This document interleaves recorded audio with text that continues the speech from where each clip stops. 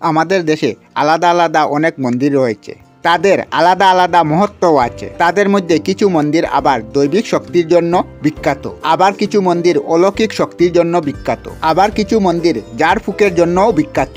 এই ধরনের একটি মন্দিরের কথা আজকের ভিডিওতে আমরা আলোচনা করব। প্রথমে বিধায়কনাথ বাপ্পা চ্যানেলে আবারও একবার আপনাদের সবাইকে স্বাগত জানাই। আমি আপনাদের সাথে আছি বিধায়কনাথ। উড়িষ্যাতে এমনও একটি মন্দির আছে যার নাম হলো বেতাল মন্দির। এই মন্দিরের ভিতরে আছে চামুণ্ডেশ্বরীর প্রতিমা, যাকে মা কালীর একটি রূপ বলা হয়। এই মন্দিরে জার ফুক ও তন্ত্রক্রিয়া করা হয়। এই মন্দিরটি অষ্টাদশ শতাব্দীতেও তৈরি করা হয়েছে, আর তখন থেকে এই মন্দিরে জার ফুক ক্রিয়া করা হয়।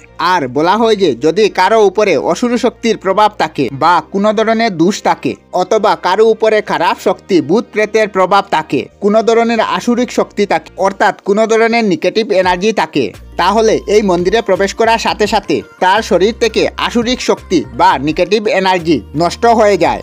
এই কারণে এই মন্দিরে অনেক দূর দূর থেকে লোক আসেন, এবং যার উপরে আসুরিক শক্তি থাকে একমাত্র তারাই এই মন্দিরে আসেন এবং শ্রদ্ধাপূর্ণভাবে মা কালীর পূজা করেন। কিন্তু সবথেকে বড় কথা হলো, এই মন্দিরে সকল মানুষ আসে না। সাধারণত যারা আসে তাদের উপরে কোনো আসুরিক শক্তি বা ভূত প্রেতের ছায়া থাকে বা কোনো ধরনের নেগেটিভ এনার্জি থাকে, তারাই সাধারণত এই মন্দিরে আসেন। আমরা আমাদের চ্যানেলে সব ধরনের ভিডিও আপলোড করি, যেমন ব্লগ, নিউজ, কুকিং ভিডিও, ধার্মিক আলোচনা ইত্যাদি। যদি আপনারা এই ধরনের ভিডিও দেখতে পছন্দ করেন তাহলে এই চ্যানেলটি নিশ্চয়ই সাবস্ক্রাইব করবেন। আমি আপনাদের সাথে বিধায়কনাথ আজকের মতো বিদায় নিলাম। আর ভিডিওটি ভালো লাগে লাইক, শেয়ার ও কমেন্ট করবেন। ভিডিওটি সম্পূর্ণ দেখার জন্য অশেষ ধন্যবাদ।